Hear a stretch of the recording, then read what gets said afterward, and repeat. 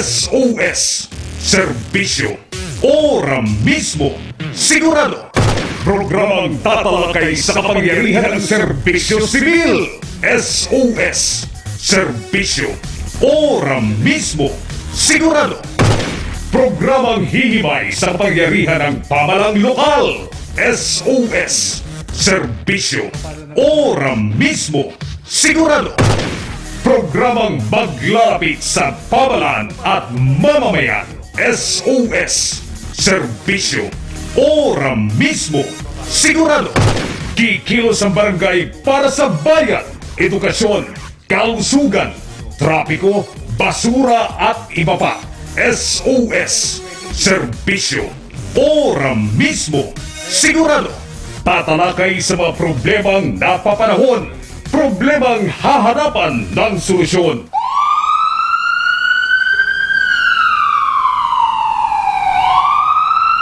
At ngayon, ang inyong mga lingkod, De Leon Gomez, SOS, Serbisyo, Ora-Mismo, Sigurado. This program is supported by the National Kidney and Transplant Institute, the Philippine Red Cross, Parenting Foundation, and the Metro Manila Council. Magandang hapon mga kaibigan, ito po ang SOS, Serbisyo, Ora-Mismo, Sigurado ng ating tita ng barangay, Tita Cora Alma de Leon. Ngayon ay Huwebes, 7 sa Abril, taong 2022. Si AJ Austria, ang ating technical director. Pamaya-maya mga kaibigan, meron pong espesyal na panauhin ang palatuntunan at ipakikilala ng ating chairperson ng Save the Paranaque River Foundation Incorporated, ang Vice President ng International School of Sustainable Tourism at Governor ng Philippine Red Cross. Bago ang lahat, mamamayan muna na, SOS pa, ang ating Tita Cora Alma de Leon. Magandang Huwebes po sa inyo, Tita Cora. Yes, thank you, thank you. Today is Thursday at ito ang aking reflection. Today is a day of trust that our internet connection would finally bring us to a conversation on air. Nagsuffer tayo kahapon to hear and learn from personalities who seek positions of power, perhaps believing in themselves and hoping against hope that others would believe them as well. How? By their convincing power against all odds, sabi natin. Also, others have dismissed the causes as lost, but if you believe, it is never a lost proposition. And so like Tuesday, we choose to honor with an interview, Monday, we choose to honor with an interview a candidate for, at the time, senatorial post. This time we honor presidential aspirant wishing to sit in Malacanang. We refer of course to Mr. Ernesto Abella. In SOS, Serbisyo, Ora-Mismo, Sigurado, we stand foursquare to be unceasing, unwavering, unrelenting, and unflinching, and of course unstoppable, the Red Cross way to inform the best way we can. At in addition to that, merong message din si retired Chief Justice Hilarion Davide Jr. na babasahin ko. Today, 7th of April, let us joyfully reflect on and be inspired by these lines. Our calling is to go on loving even when we are not loved in return, to persist in forgiving even when our forgiveness is taken for granted, to continue living even when everything seems hopeless. For as long as God is at the center of our life, our journey on earth will be beautiful and meaningful. We will have blessings, and sometimes blessings abound like rain. At other times, they just trickle. Whatever the circumstance, this come with a message from God. I see and know you need your needs. I will always care for you are mine. Truly with God, we have everything and all things. God love us all today and always. Napakagandang message, Johnny. At nandito na yung ating message dito para sa ating honored guest today, this afternoon. Alright. Nasa kabilang linya mga kaibigan, via Zoom, ang ating pong espesyal na panauhin, dati pong presidential spokesman ng Pangulong Digong, dati pong Foreign Affairs Undersecretary at ngayon kumakatok, nag-a-apply bilang Pangulo ng Republika ng Pilipinas, Undersecretary Ernesto Abella. Mr. Yusek, magandang hapon po sa inyo, sir. Magandang hapon sa inyo, Johnny and Ma'am Cora. Of course, salamat po sa oportunidad na makipasalamuha sa inyo. Maraming salamat po. Well, unang-una, dun sa presidential debate, parang you look older dito sa amin sa program natin ngayon. You look much younger. Fresher, in fact. No? If I may say so. Yun ang advantage ng DZRJ. Thank you. Anyway, siguro ang feeling ko, yung mas a very deep reason why you decide. Well, we're losing you, Secretary. Sandali. Can you hear me now, Johnny? Yes, I can hear you loud and clear, Yusek. All right. The last I heard from Ma'am Cora was why I'm running. Tama ho ba yun? Tama po, medyo nag-freeze siya eh. Oo. Why I'm running.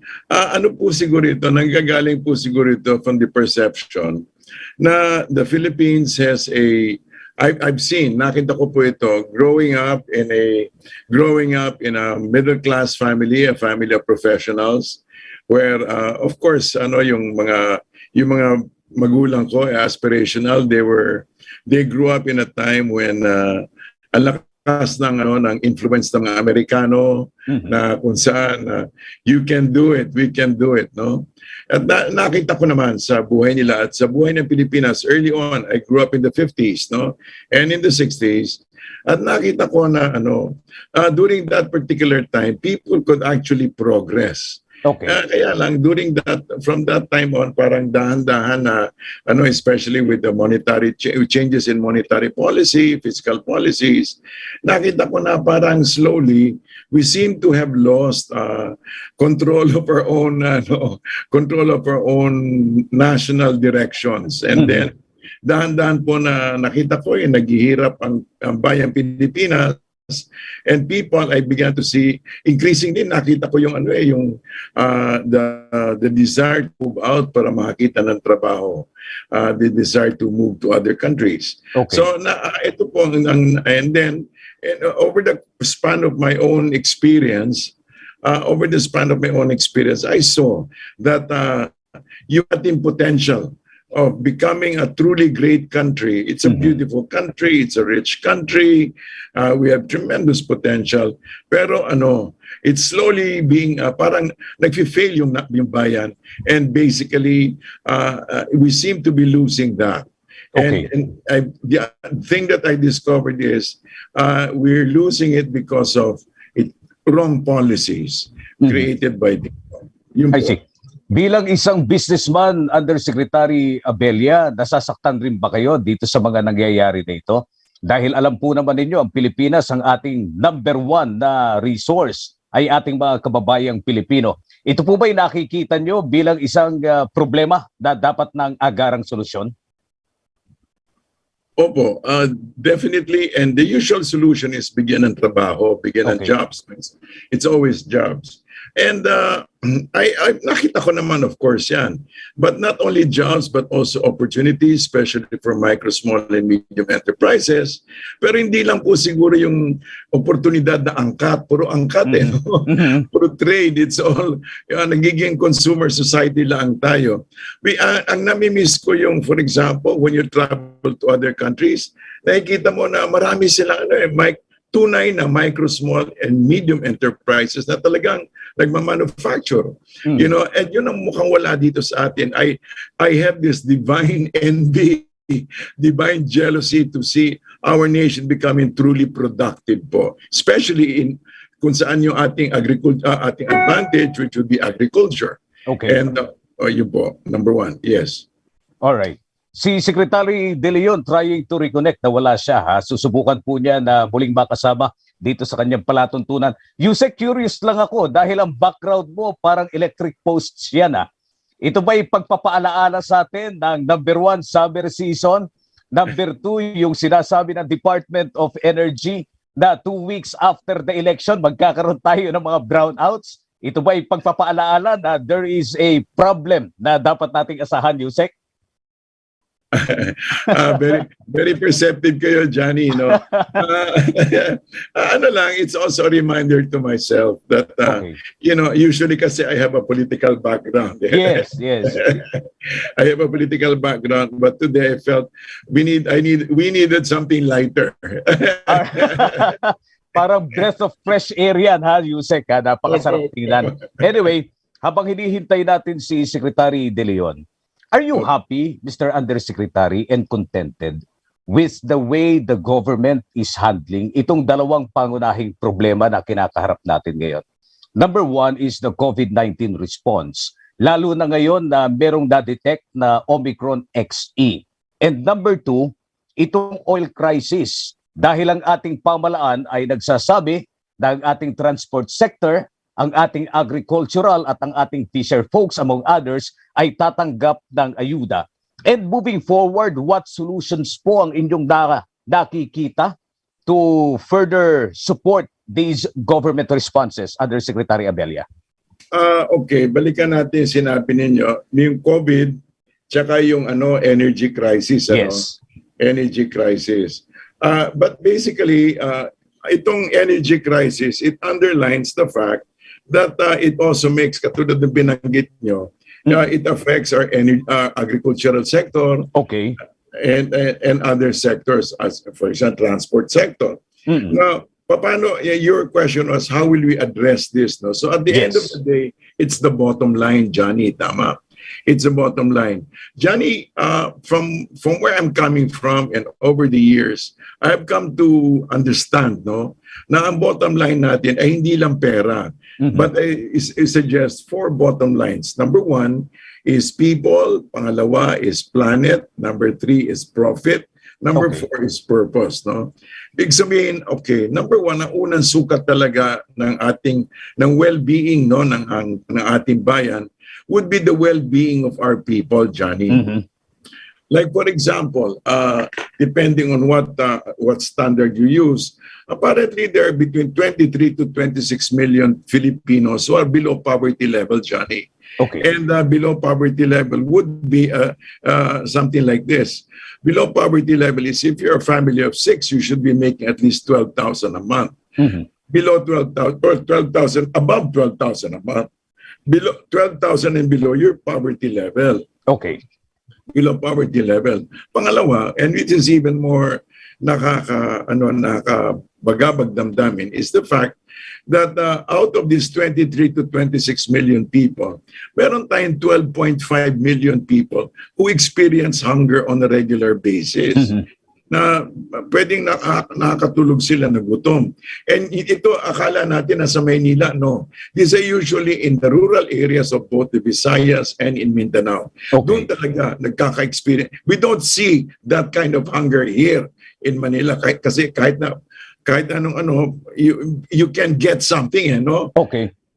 So, ngayon, ang natin talaga, ang ating ideal, Johnny, is to make sure that we lift up, hopefully after 6 years, we lay the foundation na malift up natin itong 12.5 million people out of hunger and the 23 million plus people out of poverty. So yun ang natin. How do we do that? By a menu. But basically, it is number 1, providing food security, food sufficiency, and it's not being romantic about it. Kasi parang when you read the economic discourses, para bang if we defend agriculture, para lumalabas parang sentimentalist tayo. Yes. No, we're not being sentimental. We're just being practical. Dapat, kasi parang there seems to be the underlying assumption na talagang may masasagasaan if we want progress. Parang that seems to be unspoken but accepted.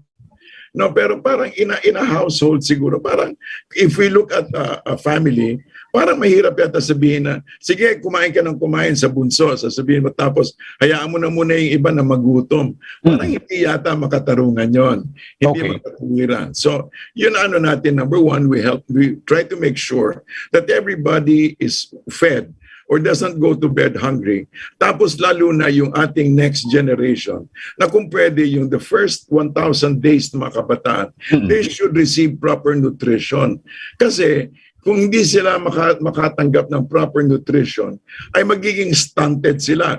And so can you imagine the whole next generation, or maybe the next generation coming from the Visayas and Mindanao, will be stunted. What kind of leadership will we have? Hindi ba? And then also, yung ating the last years, the golden years, dapat protektado, that they should be covered by all manner of social services. So yun. So number one, let us look after the well-being of people by making sure that there's food and they have access to services, they have access to education, and yung ganon. So not necessarily always money, but making sure that they receive all the services that they need in order to lead para mabuhay in a decent, meaningful life. Tama-tama, Yusek, ha? Oo, dahil alam po ninyo ang stand ni Tita Cora, dating chairperson ng Civil Service Commission at secretary ng DSWD. Tita Cora, parati mong binabanggit yung tatlong bagay na magiging sukatan ng ating susunod na Pangulo ng Republika ng Pilipinas. Yes. Poverty eradication, job security, and healthcare. Nabanggit ni Yusek Abella kanina yung kanyang mga plano patungkol dito sa poverty eradication. Si Tita Cora, ikaw naman. Very clear talaga yung clarity of purpose ni Presidentiable Abella, I will call him, no? Presidentiable. Lahat able yung mga kanilang patakaran. But of course, given the present situation, parang ang feeling ko, if whoever will be president should appoint him as cabinet secretary, whoever. Whether, kaya ako naman sinasabi yung noon, this is where, I'm not saying that you will not make it, ano? Pero naniniwala ko. In fact, I already have, for those who cannot make it to be president, I already have the list of where they can be in the cabinet, except that they cannot serve till after 1 year. Yes. Kasi may prohibition. Pero klarong-klaro na where they could serve, no? And sabi ko nga, the fact that you already served as spokesman, and of course you were in the Department of Foreign Affairs, make clarity na why should you just be undersecretary when you can very well be secretary. That's one. The second na naniniwala ko is that ang kakulangan natin is because we have lost the party machinery na parang ngayon is na-obliterate yun eh. Ang nakikita ko ngayon, may mga nag-mushroom na mga parties, and mas marami pang ang party list kesa sa party. Correct. And now it is like a party. Kasi lahat sila, ang dami-daming party list. Naniniwala ako that there is really so much to do in our government to rehabilitate. I think the government needs to be rehabilitated. Yes. And the 3-point na agenda na talagang pwedeng magawa, sa akin, regardless of who's the president, it has to be a mobilization of all the people and ask the president, Mr. President, you need to do this for us. We're already, 120 million population. Hindi pwedeng basta-basta ang presidente dito. Kailangan presidente dito, alam niya how to mobilize the people for very clear purpose, no? Kaya ako naman sinasabi yun, Presidentiable Abella, is because I keep saying this, when I was secretary, 52 million lang ho ang population. When I was secretary, 1992 to 95. So sabi ko nga,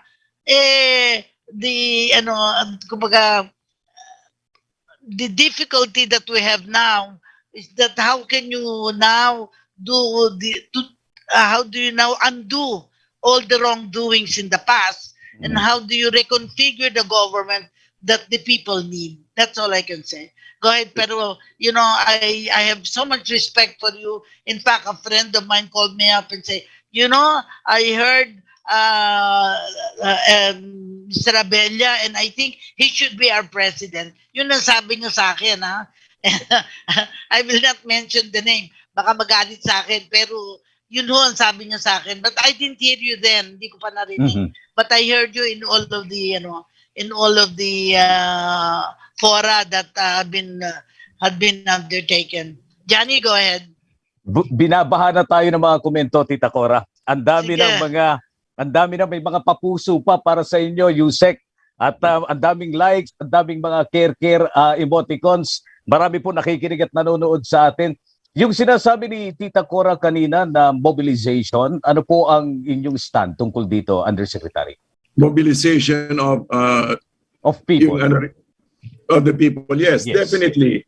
At the end of the day, it's not just a question of knowing facts and figures. You can be a policy wonk and yet not be able to inspire people. Yes. At this stage po talaga, we need to be able to bring the people forward. Kumbaga kasi, ma'am, ito I'm sure you recognize this. It's just like Moses bringing the Israelites across the Jordan River. Sabi, ito yung ating promised land, tatawid tayo. And basically, ito po, ang nakikita ko po kasi, is that kailangan po meron talaga tayong tawirin as a people.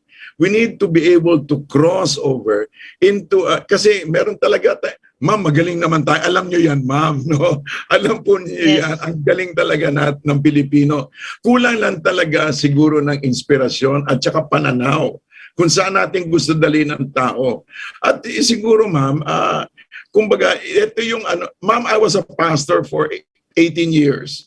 I was an educator for 20 years and a credit cooperative for 20 years, chair. Ang nakita ko po, ma'am, is this. What people need is hope.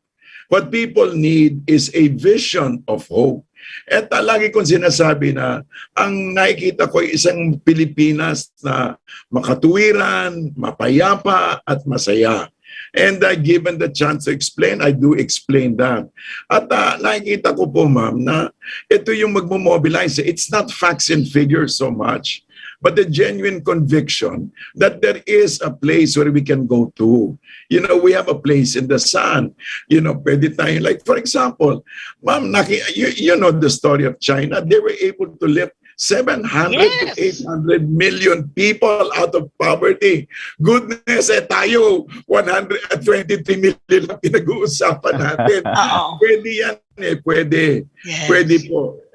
Of course, they use force, or maybe a bit of coercion. But I believe, ma'am, di ba yung kwento, hangin, init, nag-away kung sino makakatanggal ng coat ng tao. At the end of the day, it's a gentle persuasion. Na pwede ipakita sa kanila, kaya natin to. And ang Pilipino matiisin, pag binigay natin ng saktong pananaw, makikisama naman, ma'am. Yeah, correct, no? Kasi I've been to China at nakita ko when they were poor. And then I went back to China when they were already rich dahil nag-sponsor sila ng yung Olympics at ang dadaming mga apartments na na-build. Naging bahay tuloy yung mga apartments na yon. Ang nakikita ko, talagang kailangan may vision. You know where you want to go and you know how to go about it. Ang problem din naman sa atin, and I think, I will say that, some people are just nakikip-kip lang ng kalang arms, kumbaga sasabihin ay bahala sila, I don't want to meddle in politics. But life is politics. Hindi dapat sabihin, hindi pwede sila magsalita. Basta sinasabi ko, in a democracy, there are many voices. At the end of the day, saka ng sama-samang boses. Kasi kung watak-watak tayo, kasi palagi din na-justify, archipelagic tayo. Therefore, iwahiwalay.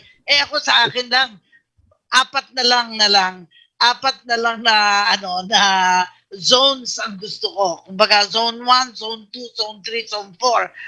Yun lahat na yun sa kanilang zone, and I'm talking about the regions, of course, Luzon, Visayas, Mindanao. And nakikita ko na pag na-harness according to the capacities of those areas, fragmented as they are, mabubuo tayo. We can be a country of no. A little bit of Singapore, a little bit of Malaysia, a little bit, parang ganun ang nakikita ko. And it can be done with people harnessing their talents in that particular area. I'm so convinced it can be done. It And can be yung done. sinasabi yung end product, sa akin ang tanong ko, bakit kailangan batang maghirap? Eh kung ang yaman naman natin ng ating nature, ibig sabihin hindi naman kailangan tayong mag-import ng mga bagay-bagay na kailangan ng maliliit na bata sa atin. Of course, ina-advocate natin, mother's milk. Eh ngayon, kung may sakit ang mother, walang milk, eh then we will have to provide that. Meron namang mga mothers who have too much milk that can be made available to other mothers, di ba? I don't know, I might sound so simplistic sa ibang nanonood, nakikinig sa, but I've seen poverty. I've seen it, how you can get out of poverty. It's also sheer grit. Yun talagang, you must believe. Kasi if you don't believe, kasi ay mahirap kami, forever na kami mahirap. It cannot be. Hindi po. Kaya mong tumaas.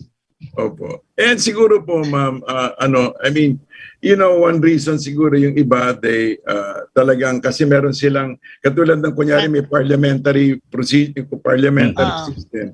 Kung maayos kasi yung leader, pwede kasi magpatuloy no? Yes. Pwede siya magpatuloy. Ang akin naman, of course, ideally we have a structural change, no? Pero barring that, ang encourage ko is that every president should be willing to become a link in a long chain. Yes. Yung bang katulad ng ginawa ni Presidente Duterte, yung tinuloy niya yung build. Hindi naman kanya lahat yan, di ba? Pero tinapos niya o tinatapos niya. There must be a willingness to set aside ego, I think. I believe that is so important that we need to set aside ego and that we should build we should consciously build the next leadership, the next generation of leaders. Na wag naman tayong gamol. Wag naman yung lagi wag yung pakabig, no? Kung pwede talagang, kung pwede, we inspire a certain leadership fire. Na kumbaga, that's kailangan na I believe we need katulad ninyo ma'am and Johnny, no? Kayo mga taong may pananaw no? Hindi niyo naman gagawin to but so what that is, I believe we need that, and this is the time when we need a new sense of patriotism. Na talaga hindi lang para sa politika yung but kundi para sa bayan talaga. A new patriotism, it's so important. Thank you. Tita Cora, Yusek, Yes. humihingi ako ng dispensa dun sa ating mga kababayang patuloy na nagbibigay ng kanilang mga komento. Natatabunan na, hindi ko na talaga kayang balikan. Pero yung mga nanonood sa atin sa Facebook, nakikita po nila yung ibinibigay na suporta ng ating mga kababayan kay Undersecretary Abella. Pero pinakukumusta po muna kayo ng ating inang guro, si Ma'am Sonia Rocco ay nakikinig at nanonood dito. Tuwan-tuwa siya, Tita Cora, at kasama po natin si Ma'am Sonia Rocco, ang butihing may bahay ni former Senator Raul Rocco. Ayan. Tita Cora, go ahead. Yes. Opo. Alam mo, ang itinuturo ni Presidential Abella are values that we should hold sacred. Bakit yung sinasabing values that we should hold sacred? Dahil ito is for our betterment. Hindi naman, kasi ang nangyari sa atin, minsan, dahil sasabihin, we are poor dahil wala kaming trabaho. Pero bakit ka walang trabaho? Dahil wala kang kaalaman. Bakit ka walang kaalaman? Hindi ka naman nagsikap. I mean, kasi kami, as social worker, tinitingnan namin ang history ng tao, why are they poor, and how they can be lifted to a level of poverty, to a higher level of dignified living. Ang sinasabi natin, yung hindi naman kailangan lahat mayaman, pero kaya yung sinasabi, pero lahat bigyan mo ng opportunity. Katulad ngayon, libre na ang eskwela. Why should not be an opportunity for people? But it has got to be the person. It's got to be the people who will decide that they want to better themselves. The government cannot say, you better yourself. Hindi pwedeng uutusan mo lang. Like sa droga, ang pinuntirya ng ating Pangulo. Sa akin, yung market hope, and I agree with you there, sa mga nagdodroga, yung market hope that it can change. They can change. I was reading the book of Michelle Obama. When she was in college, sabi niya, nagda-drug sila. Kasi that was the order of the day eh. But it did not mean that she became a bad person. She in fact married the president, presidential, so to speak. So sabi ko, nagdadaan ng mga tao sa iba't ibang karanasan. But that karanasan cannot be permanent. It's got to be temporary and move on to greater heights. Tama Secretary po. Cora, Yusek, ito ha, may reaksyon si Benji Ferrer ng Mandaluyong. Secretary De Leon, with all due respect daw, dahil kanina nabanggit po ninyo na after the election ban ay pwedeng ma-appoint si Yusek Abella sa gabinete. Baligtarin daw natin ang sitwasyon. Assuming daw po si Undersecretary Abella ang maupo sa Malacanang, yun daw po bang mga losing presidential candidates, bibigyan daw po niyong ng tsansa na makasama sa gabinete, Yusek? According to skill and gifts po. Yes. Remember, Obama chose Hillary Clinton na kalaban niya to become Secretary of State. Of course, siguro kaya ginawa ni Obama yung para mawala sa figure, whatever motivation. Pero as a result, tumakbo siya but she lost because meron ding extenuating circumstances that disabled her to become president. Hindi na natin magduduel doon. Pero sa akin, ang paniniwala ko, there should be the making of a president, which means, tama yung sinabi, kay Mr. Abella, nagpastor siya, nagkooperatiba siya, parang all of the ingredients to make, but the problem is talagang partido.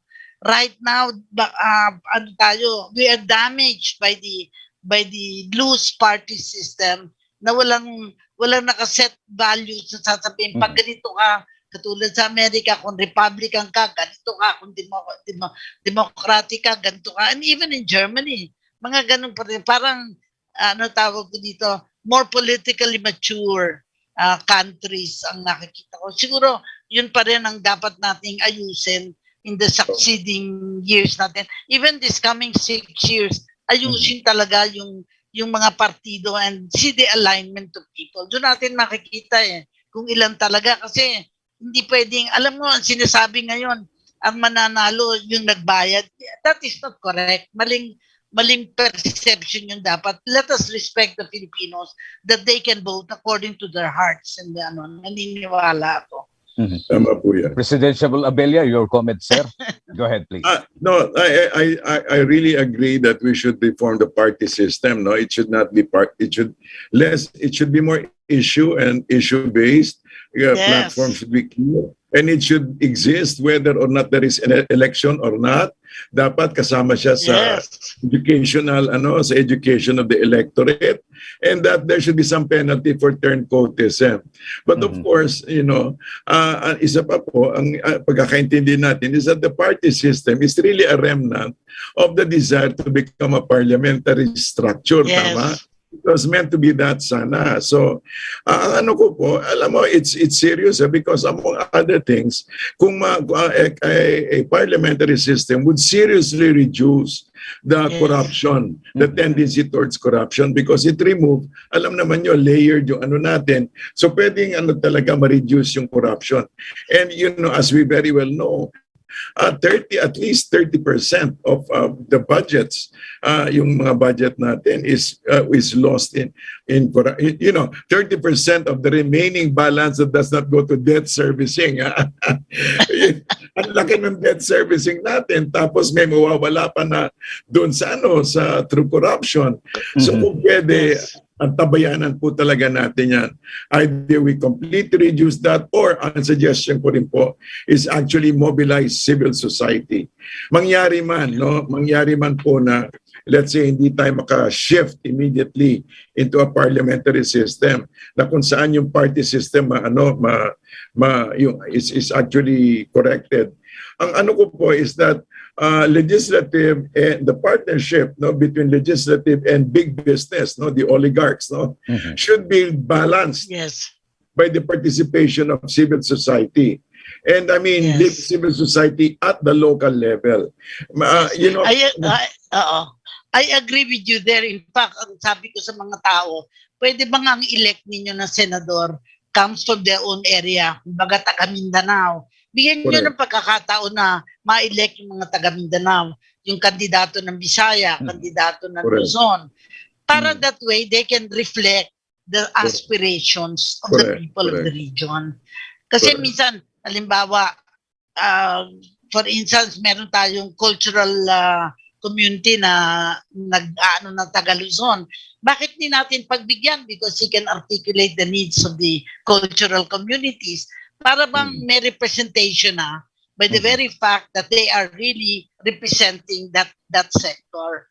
I don't know, because I'm a student of politics talaga, because I taught at the Ateneo power ethics and public accountability. Naging estudyante ko po si Vico Soto.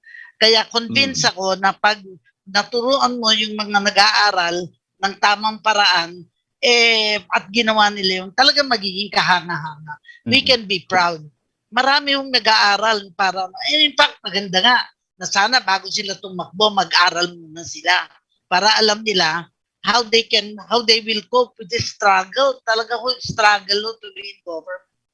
Talaga ho. Okay. Ang ano po, isang nakakaano, well, you know, since you mentioned education, isa po nakita ko dyan is, for example, you know, let's just take Ateneo, for example, meron silang underlying value system kasi yung, for example, man for others. O kaya yung Magis, no? Na this drive for excellence. Pero yung ano, yung being man for others, alam nila na of course, no, they go in and they, well, some of them can feel really entitled, no. I know that from experience. No, I had people. I went to school with some of them, and it comes naturally. You feel that you're entitled to certain perks, pero ano po, yung the sense that whatever success you have should not be for yourself only. Yes. Dapat meron yung yung hindi para sa iyo yan, uy. Ito, meron tayong side note lang, ha? Dito sa presentation ng platform ni Yusek Abella, ang tanong ni Beverly San Andres ng Las Piñas, Yusek, are you convinced daw po na yung mga surveys are designed to somehow educate the voting populace, Mr. Undersecretary? Condition yata to condition. You say? Well, if they're privately commissioned, it looks like it can be, it can be designed to do that, no? Okay. I'm not entirely sure that it's meant to educate. The latest survey showed that I had resent several points. But, it also said that, anyway, ayoko nang iba. Yes. Pero, ang ano ko po is nakita ko talaga na, so in a sense, it's sort of confirming what I see on the ground. Okay. Ma'am, you know what I really see on the ground, Johnny and ma'am, is the fact na nagbago talaga ating electorate. May, parang nagmamature. And also, kung hindi man yan, there is a sense that parang may kulang. Of course, may mga leading candidates, pero there's a lot of what you call undecided people. In fact, apparently number 2 in some surveys is undecided. So yun sa tanong ni Johnny, is it a form of education? I think it's a form of clarification that there are, that whatever they have right now is not necessarily the perfect situation, but something else could happen. And that's what I'm banking on. Now the people are naghahanap. They're looking for something, and I believe that this need is a search for something, something noble, something noble. Meron silang hinahanap na meron naman siguro mas maigi para sa sarili natin. So, ang nakita ko po, in a sense, indirectly, it's teaching people it's clarifying the issues for people. Okay. Thank you, Johnny. On that note, ako naniniwala na people must hear really the voices of the people. Hindi naman marami nagsasalita. In fact, meron kang presidentiable na ayaw magsalita dahil parang done deal na eh. Oh. Parang feeling na, what for will I participate there? I'm 50% plus. Why should I participate? But ako naman ang paniniwala ko, kahit na siya mataas na doon, pakinggan natin what he has to say. Will he be able to say something worth listening to? Mga tanong lang naman yun. Hindi naman natin sinasabing hindi niya kaya yon. Pero bakit tinatakbuhan yung mga fora na to, which to me reflects na paghahanda niya na parang harapin ang mga tanong ng mga tao. Yun lang. Kasi para sa akin, downside na yun eh. Na hindi ka sumali. That means you are not truthful or you are not honest about what you want to do. Sabihin mo kung anong gusto mong gawin. Kasi if you want a populist government, which apparently is what is being done now, no, na mga malalaking rallies. In fact, I remember when Bill Clinton ran for president, I happened to be in New York and listening to all of these speeches. Mga town hall meetings lang ginagawa niya. Wala naman yung maraming tao. Basta yung talking to the people.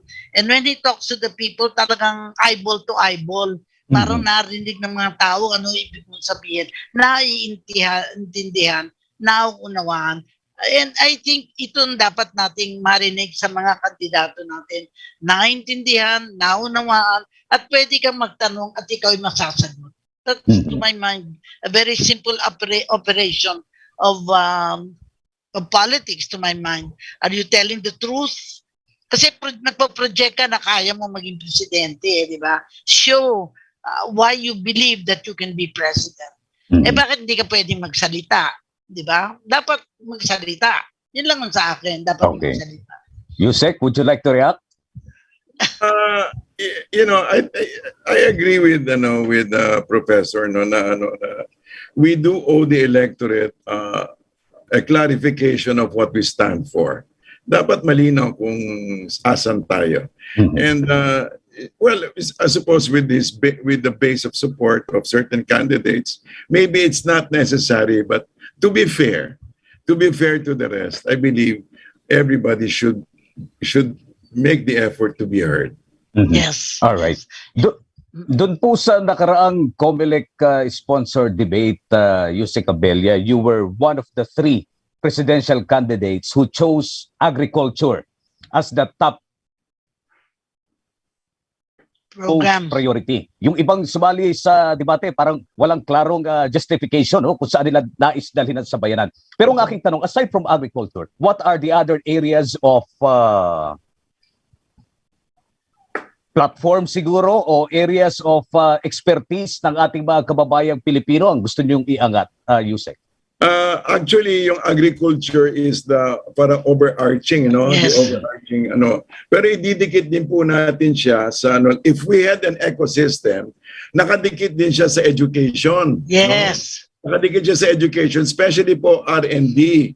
And lalo na po, this is where we would like to offer. For example, we want to really emphasize science, technology, engineering, and math, and of course agriculture. So in order to build the next generation of both of leaders and of thinkers, magbibigay po tayo ng talagang special perks, for those who are going to be willing to take up agriculture and especially research and development. Bakit po research and development? So that when we have research and development, then we can develop new products, new services, new strains, in which we can actually, produce. And if we become more productive, that adds to our GDP, that adds to our economy. Ngayon, aside from that po, of course, then if we have the research and development, nakadikit din po sana ito sa manufacturing capacities, manufacturing production capacities. So we have an entire ecosystem. Ngayon, kasama din po dyan, of course, yung we need also to continue build, but specifically to those areas na unreached pa rin, na pero can produce, for example, yung mga produce natin, dapat maayos yung roads kasi otherwise, may spoil lang yung products. So tuloy yan. So may jobs din tayo, nakadikit din dyan. Then of course, we have the harvest facilities and then the post-harvest facilities. You know, what we would like to propose, Johnny, is what we call a community agricultural center. Yung community agricultural center is like a one-stop shop where they can access harvest facilities. They can, for every LGU ito there are at least one big one for every LGU, and there are 1,500 LGUs. So we can, meron silang harvest, merong mga pre-planting, post-planting and post-planting facilities, mga post-harvest facilities, cold storage and stuff like that.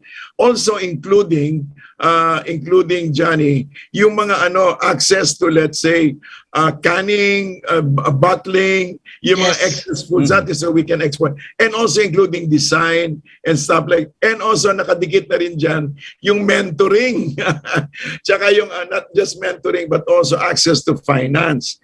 I mean, yung lalo na yung, alam mo, one of the biggest problems of entrepreneurs, no, micro and small entrepreneurs, is the fact na hindi yung startup kasi startup pwede na simulan utang dito, utang diyan, mga konting pero ang problema actually pag nag-succeed when you need extra capital. So yun ang gusto natin matulungan. We want to be able to add extra finance.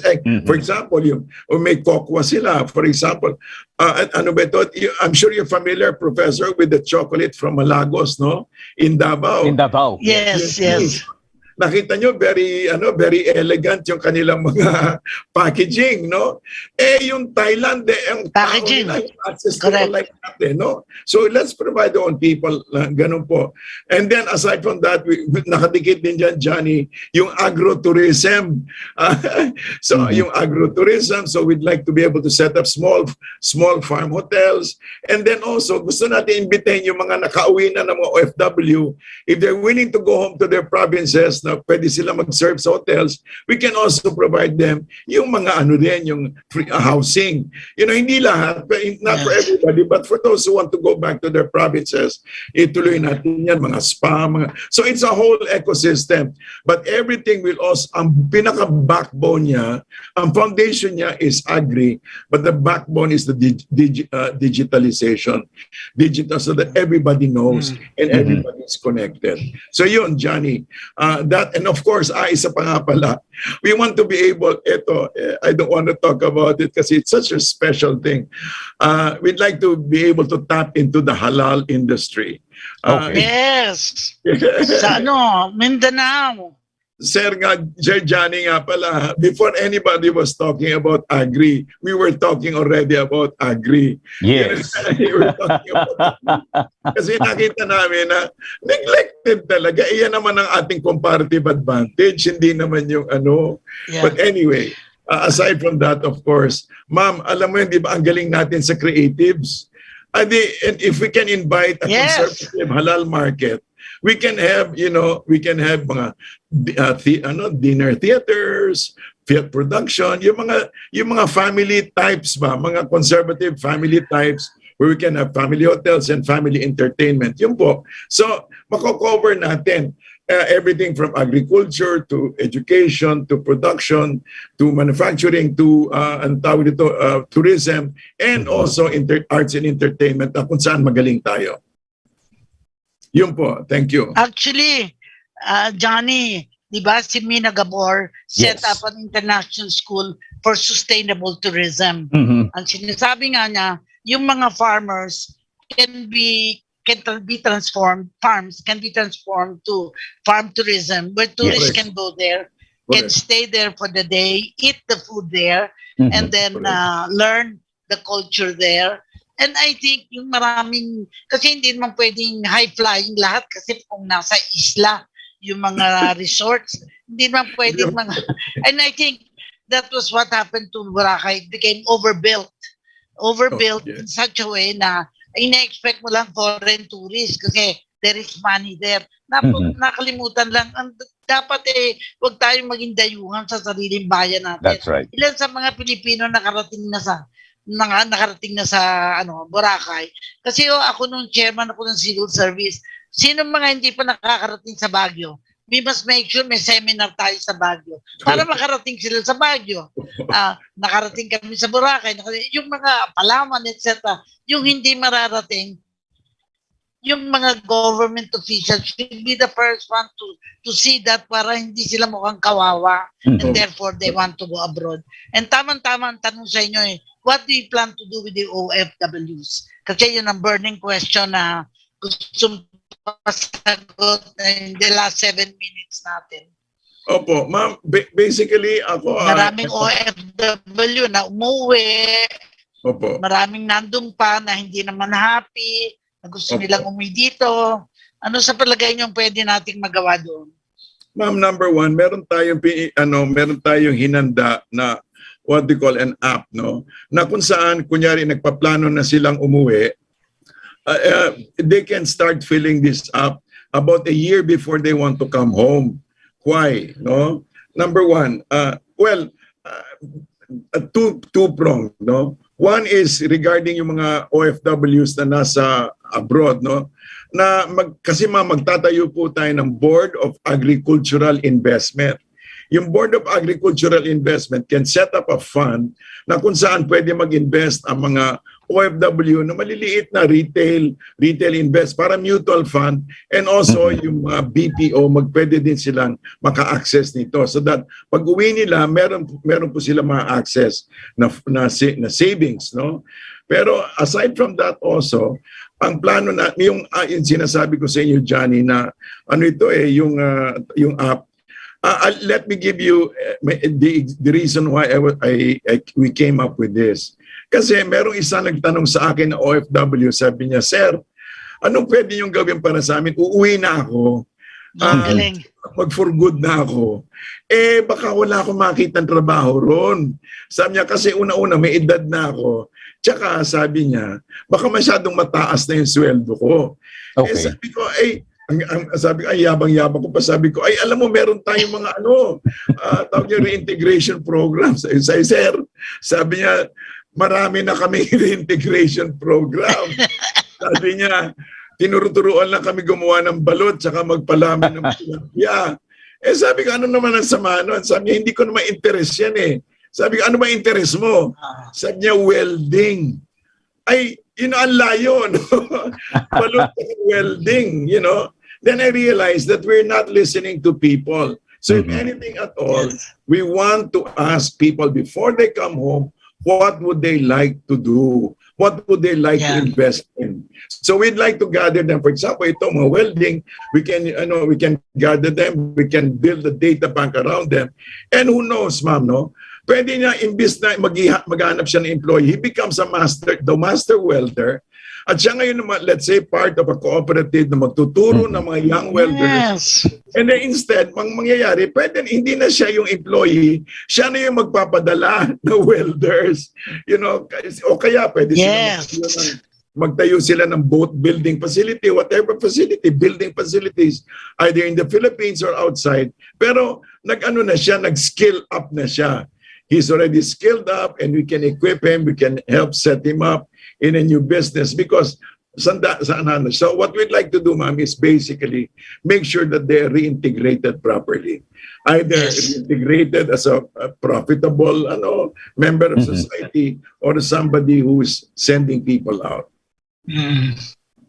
Yun po. Thank you.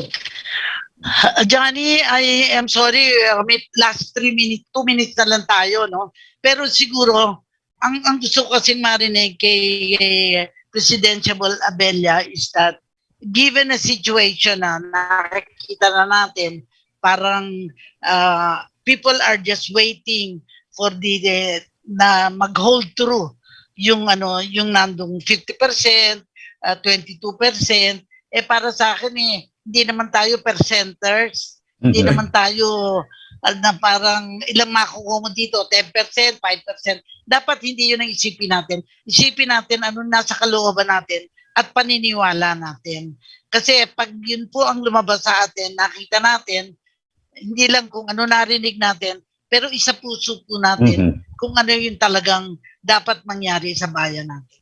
Napakaganda. Pero wala na po kaming oras. Final words mula sa ating resource speaker, person, ngayong hapon na ito. Katulad nung aking naunang tanong sa inyo, Yusek, nung tayo'y nakapanayam, how do you wish to be remembered after this interview?